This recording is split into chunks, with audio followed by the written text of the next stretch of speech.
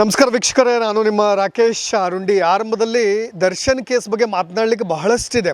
ಒಂದು ಕಡೆ ದರ್ಶನ್ ಅವ್ರನ್ನ ನೆಚ್ಕೊಂಡು, ಜೊತೆಗೆ ದರ್ಶನ್ಗೋಸ್ಕರ ತಮ್ಮ ಪ್ರಾಣವನ್ನಾದರೂ ಪಣಕ್ಕಿಡ್ತೀವಿ, ಜೊತೆಗೆ ಈ ಕೇಸ್ನಲ್ಲಿ ನಾವು ಕೂಡ ಭಾಗಿಯಾಗ್ತೀವಿ ಅಂತ ಹೋದವ್ರು ಎಷ್ಟೋ ಜನ.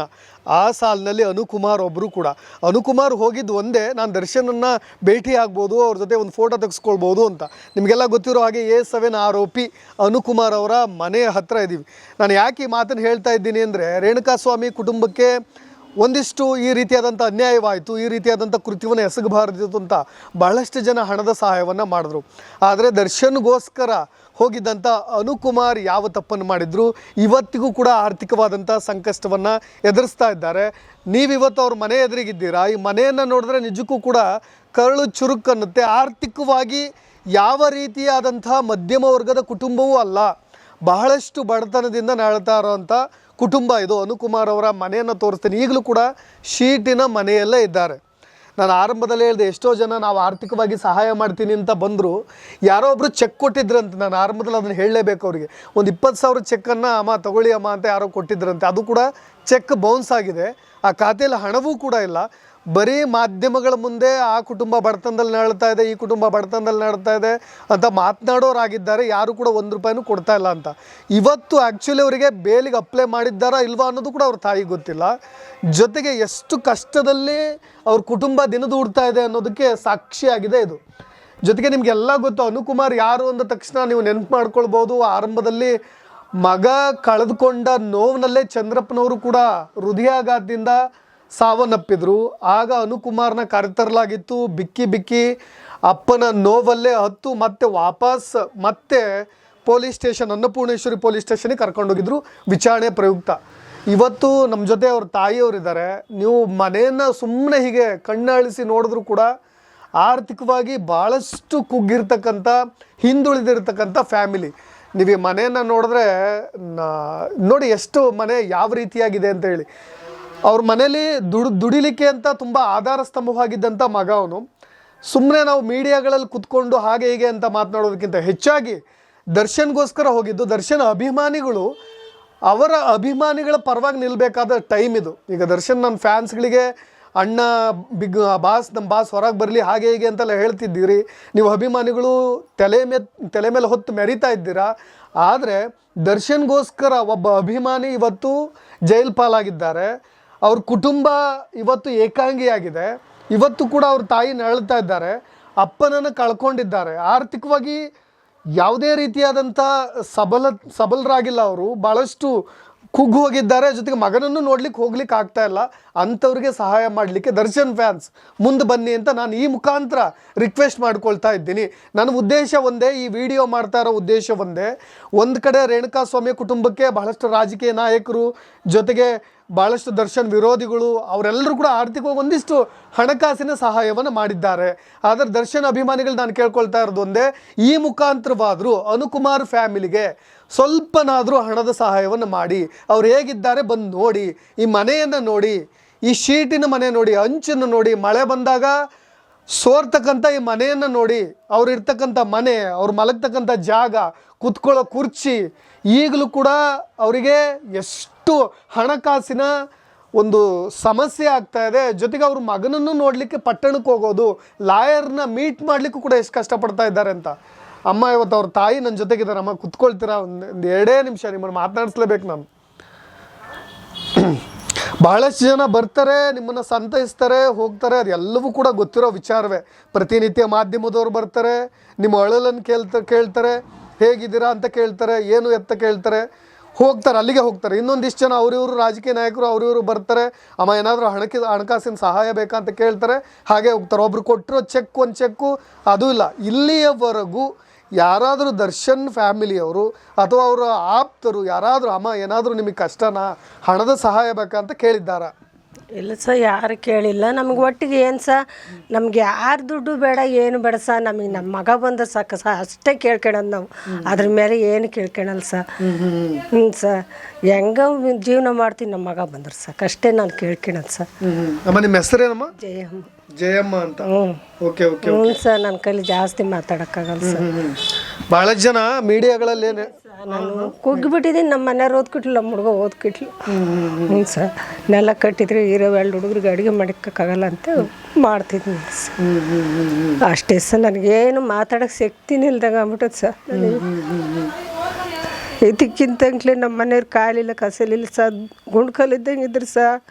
ನನ್ನ ಮಗ ಬರ್ತಾನೆ ಇಲ್ಲ ಅಂತಲೇ ಕುಗ್ಗಿ ಹೋಗ್ಬಿಟ್ರು. ಕಾಲಿಲ್ಲ ಕಸಲಿಲ್ಲ ಸರ್. ಅಷ್ಟೇ ಸರ್ ನನ್ನ ಕಲಿ. ಅಲ್ಲ, ನನಗೆ ಭಾಳ ಬೇಜಾರಾಗೋದು ಏನು ಗೊತ್ತಾ, ಇಲ್ಲ ದರ್ಶನ್ ಕಡೆಯವರು ಅಥವಾ ಅವ್ರ ಫ್ಯಾಮಿಲಿಯವರು ನಿಮ್ಮ ಈ ಎಲ್ಲ ಈ ಜೈಲ್ ಪಾಲಾಗಿದ್ದಾರಲ್ಲ ಈ ಆರೋಪಿಗಳು ಎಲ್ಲರೂ ಫ್ಯಾಮಿಲಿಗೂ ಒಂದಿಷ್ಟು ದುಡ್ಡು ಕೊಟ್ಟಿದ್ದಾರೆ ಅಂತ ಯಾರೋ ಕೊಟ್ಟಿದ್ದಾರಮ್ಮ? ಅದು ಯಾರು ಕೊಟ್ಟಿಲ್ಲ ಸರ್. ನನಗೆ ಕೊಳ್ಳದಲ್ಲಿ ಕೊಟ್ಟಿದ್ದಾರೆ ಅಂತ ಯಾಕಂದ್ ಸರ್, ಯಾರು ಕೊಟ್ಟಿಲ್ಲ. ಓಕೆ, ನೀವು ಭೇಟಿ ಆಗ್ಲಿಕ್ಕೆ ಹೋಗಿದ್ರಮ್ಮ ಅನುಕುಮಾರ್? ಇಲ್ಲ ಸರ್, ಯಾಕೆ ಸುಳ್ಳು ಹೇಳಕ್ಕೆ ಹೋಗಿಲ್ಲ. ಹೋಗಿ ಇಲ್ಲಿವರೆಗೂ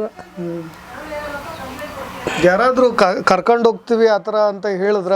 ಯಾರು ಕೈ ಹೇಳಿ ಇಲ್ಲ. ನಾವೇ ಹಬ್ಬಾದ್ಮೇಲೆ ಇದು ಗಣೇಶನ ಹಬ್ಬಾದ್ಮೇಲೆ ನೋಡ್ಕೊಂಬರೋಣ ಅಂತ ಮಾಡಿದ್ವಿ. ಬಸ್ಸು ಫ್ರೀ ಅಲ್ಲ, ಹೋಗಿ ಬರ್ತೀವಿ. ಎಲ್ಲಿದ್ದಾರೆ ಅಂತನಾದ್ರೂ ಗೊತ್ತಮ್ಮ ಈಗ ಅವರು? ಗೊತ್ತಿಲ್ಲ ಸರ್ ನನಗೆ. ನಮ್ಮ ಹುಡುಗರು ಕರ್ಕೊಂಡು ಹೋಗ್ಬೇಕು, ನಾನು ನೋಡಿಲ್ಲ. ಎಲ್ಲಿದ್ದಾರೆ ಅಂತಲೂ ಗೊತ್ತಿಲ್ಲ. ನಾನು ಮಕ್ಕನೇ ನೋಡಿಲ್ಲ 3 ತಿಂಗಳು. ನೋಡಿ ಈಗ ಆ್ಯಕ್ಚುಲಿ ಈಗ ಎಲ್ಲ ಆರೋಪಿಗಳನ್ನ ಒಂದೊಂದು ಜೈಲಿಗೆ ಶಿಫ್ಟ್ ಮಾಡ್ತಾ ಇದ್ದಾರೆ. ಪಾಪ ಅವ್ರ ತಾಯಿಗೆ ತನ್ನ ಮಗ ಯಾವ ಜೈಲಿನಲ್ಲಿದ್ದಾರೆ ಅನ್ನೋ ಅರಿವು ಕೂಡ ಇಲ್ಲ. ಯಾಕೆಂದರೆ ಅಟ್ಲೀಸ್ಟ್ ಅವ್ರಿಗೆ ಅಷ್ಟು ಮುಗ್ಧರು ಅಂತ ಹೇಳ್ಬೋದು. ಅವ್ರಿಗೆ ಮಾಧ್ಯಮಗಳು ನೋಡಿದ್ರು ಪಾಪ ಅದರ ಅರಿವಿಗೆ ಹೋಗುತ್ತೋ ಇಲ್ಲೋ ಗೊತ್ತಿಲ್ಲ. ಆ ಥರದ ಕುಟುಂಬ ಅದು.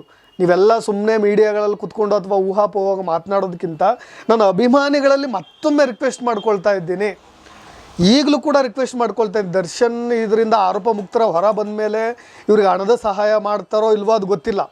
ಬಟ್ ಆದರೆ ಅವರ ಅಭಿಮಾನಿಗಳಾದರೂ ಕನಿಷ್ಠ ಪಕ್ಷ ಈ ನಿಟ್ಟಿನಲ್ಲಿ ಎಚ್ಚೆತ್ಕೊಂಡು ಅವ್ರಿಗೊಂದು ಸ್ವಲ್ಪ ಆಧಾರ ಸ್ತಂಭವಾದರೆ ಅಥವಾ ಅವ್ರು ಯಾವ ರೀತಿಯಾಗಿ ಬಳಲ್ತಾ ಇದ್ದಾರೆ ಅನ್ನೋದನ್ನು ನೀವು ಯೋಚನೆ ಮಾಡಿದ್ರೆ, ದರ್ಶನ್ ಅಭಿಮಾನಿಗಳ ಸಂಘ ಎಲ್ಲ ಕಡೆ ಇದೆ, ಆ ನಿಟ್ಟಿನಲ್ಲಿ ಸ್ವಲ್ಪನಾದರೂ ಯೋಚನೆ ಮಾಡಿ ಇವರಿಗೆ ಒಂದು ಸ್ವಲ್ಪ ಆರ್ಥಿಕ ಸಂಕಷ್ಟದ ಪರಿಸ್ಥಿತಿಯನ್ನು ಚೇತರಿಸಿಕೊಳ್ಳೋ ರೀತಿಯಲ್ಲಾದರೂ ಪ್ರಯತ್ನ ಪಡಿ. ಅಟ್ಲೀಸ್ಟ್ ಅವ್ರಿಗೀಗ ಅವ್ರ ಮಗನನ್ನು ಭೇಟಿ ಮಾಡಲಿಕ್ಕೂ ದುಡ್ಡು ಹಣಕಾಸಿನ ವ್ಯಯ ಇರ್ಬೋದು, ಸಮಸ್ಯೆ ಇರ್ಬೋದು, ಅದಕ್ಕಾದರೂ ಸ್ವಲ್ಪ ಸಹಾಯವಾಗಲಿ ಅಂತ ನಾನು ಯೋಚನೆ ಮಾಡ್ತೀನಿ. ಹೌದಾ ಅಮ್ಮ? ಅಷ್ಟೇ ಸಹ ನಾ ಕೇಳ್ಕೊಳೋದು. ಅನುಕುಮಾರ್ ಅವ್ರ ದರ್ಶನ್ ಅಭಿಮಾನಿ ಆಗಿದ್ರ? ಮನೆಯಲ್ಲೆಲ್ಲ ಮಾತಾಡ್ತಾ ಇದ್ರು? ಏನು ಗೊತ್ತಿಲ್ಲ ಸರ್, ಏನು ಹೇಳೋಗಿಲ್ಲ ಸರ್ ನಮಗೆ. ಹಿಂಗೆ ಹೋಗ್ತೀನಿ ಅಂತ ಹೇಳಿನೂ ಹೋಗಿಲ್ಲ ನಮಗೆ, ಏನು ಮಾತಾಡಿಲ್ಲ. ಹಂಗೆ ಹೋಗಿರೋದು ಯಾರ ಫ್ರೆಂಡ್ ಕರ್ಕೊಂಡು ಹೋಗಿರೋದು, ಮೋಸ ಮಾಡಿರೋದು, ಏನು ಮಾಡಿಸ್ತೀವಿ ಸರ್. ಅಷ್ಟೇ ಸರ್, ನನಗೇನು ಗೊತ್ತಿಲ್ಲ. ಬೇಜಾರಾಗುತ್ತಮ್ಮ ಅಕ್ಕಪಕ್ಕದ ಮನೆಯವರು ನಿಮ್ಮನ್ನು ನೋಡೋ ರೀತಿ, ಕೇಸ್ನಲ್ಲಿ ಎಲ್ಲ ಮಾಧ್ಯಮಗಳು ಬಂದು ಈ ಥರ ಇಂಟರ್ವ್ಯೂಸ್ಗಳು ಮಾಡೋದು, ನಿಮ್ಮ ರಿಲೇಷನ್ಸ್ಗಳಲ್ಲಿ ಈಗ ಮಾತನಾಡೋದು, ಅವೆಲ್ಲ ನಿಮ್ಮ ಮನಸ್ಸಿಗೆ ಒಂದು ಸ್ವಲ್ಪ ನೋವು ಉಂಟು ಮಾಡ್ತಾ ಇದೆಯಾ? ನೋವು ಮತ್ತು ಮತ್ತು ಹೋಗಿದ್ದಾನೆ ಅಂದ್ಮೇಲೆ ನಾವು ಸುಧಾರಿಸ್ಕೋಬೇಕು. ಜನಗಳು ಅಂತಾರಂತ ಏನಾರು ಮಾಡ್ಕೊಳಕ್ಕಾಗತ್ತ? ಇಲ್ಲೊಬ್ರು ನನಗೆ ಯಾವಾಗಲೂ ಕೂಡ ಆರಂಭದಲ್ಲಿ ನಾವು ಕೂಡ ಇದೇ ಥರದ ಮನೆಯಲ್ಲೇ ಪುಟ್ಟ ಮನೆಯಲ್ಲೇ ಬೆಳೆದು ಬಂದಿರೋರು, ಏನು ಬಹಳಷ್ಟು ಸುಖದ ವೈಭೋಗದಲ್ಲಿ ಬೆಳೆದಿಲ್ಲ. ಈ ಥರದ ಮನೆಗಳು ನೋಡಿದಾಗ ಯಾಕೆ ಸ್ವಲ್ಪ ಮನಸ್ಸು ಕರಗುತ್ತೆ ಅಂದರೆ ಅದಕ್ಕೋಸ್ಕರನೇ. ಈ ರೇಣುಕಮ್ಮ ಅವರು ಹೇಳ್ಬೇಕಾದ್ರೂ ಅಷ್ಟೇ, ಸುಮ್ಮನೆ ನೀವು ಬರ್ತೀರಾ ಹೋಗ್ತೀರಾ, ಸುದ್ದಿ ತೊಗೊಂಡು ಹೋಗ್ತೀರಾ, ಅವ್ರಿಗೆ ಯಾಕೆ ಪದೇ ಪದೇ ನೋವು ಮಾಡ್ತೀರಾ ಅಂತ. ಅಟ್ಲೀಸ್ಟ್ ಯಾರ್ದಾದ್ರೂ ಸಹಾಯ ಆಗುತ್ತಾ ಅಂತ. ಯಾರೋ ಒಬ್ಬ ಬರ್ತಾನೆ ಸುಮ್ಮನೆ ಬಿಲ್ಡಪ್ಗೋಸ್ಕರ ಚೆಕ್ ಕೊಡ್ತಾನೆ, ಆ ಚೆಕ್ಕನ್ನು ಹೋಗಿ ಬ್ಯಾಂಕಲ್ಲಿ ಡ್ರಾ ಮಾಡೋಕೆ ಹೋದ್ರು ಹಣ ದುಡ್ಡಿರೋದಿಲ್ಲ ಅಂತ.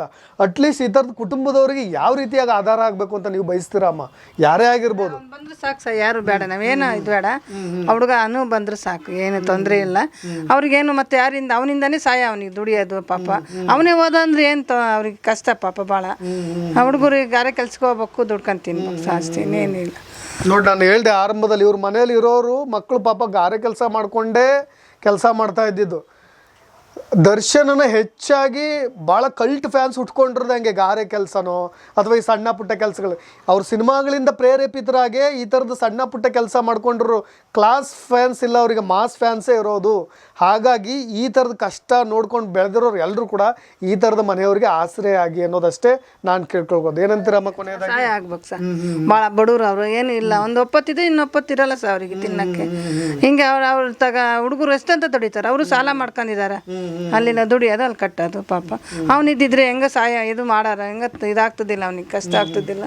ಅವ್ರ ಅಪ್ಪಾಜಿನೂ ಹೋಗ್ಬಿಡ್ತಾ ಪಾಪ, ಇದ್ದಿದ್ರೆ ಹೆಂಗ ಎಲ್ಲ ಕೆಲಸ ಮಾಡಿ ಗಾರೆ ಕೆಲಸಕ್ಕೆ ತಂದು ಕೊಡೋದು. ಓಕೆ, ಇದು ಅವ್ರ ಮನೆಯವರ ಅಳಲು. ನಾನು ಇಲ್ಲಿ ಬಂದು ಅವ್ರ ಕಣ್ಣೀರನ್ನ ಒರೆಸೋದಾಗಲಿ ಆ ಥರದ ಪ್ರಯತ್ನಗಳ ಮಾಡಲಿಕ್ಕೆ ನನ್ನ ಕೈಯಿಂದ ಏನಾಗುತ್ತೋ ಅಂತ ನಾನು ಮಾತನಾಡ್ತಾ ಇಲ್ಲ, ಬಟ್ ಅವ್ರ ಅಭಿಮಾನಿಗಳ ಕೈಯಿಂದ ಅದು ಸಾಧ್ಯ ಅನ್ನೋ ಉದ್ದೇಶದಿಂದ ಈ ಮಾತನ್ನು ಹೇಳ್ತಾ ಇದ್ದೀನಿ.